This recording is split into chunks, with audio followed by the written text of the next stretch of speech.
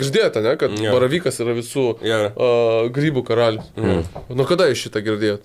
Nu vaikystė. Man įdomu, ar kažkas pasikeitė per tiek metų. Pasigūglinau, kad, pavyzdžiui, kadangi Putinas yra diktatorius, Rusijos plotas yra ten 17 kažką milijonų kilometrų kvadratinių. Miško plotas ten kem plus. Tai man atrodo, kas tada didesnis diktatorius?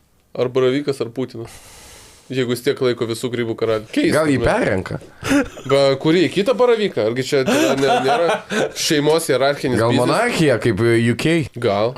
Bet gerai, tada aš kitaip paklausiu. Tai jeigu nepatinka kitiem grybam, kodėl nesukilo niekad? Tai gal mes nežinom. Grybai valdo mediją miške, o ne mes.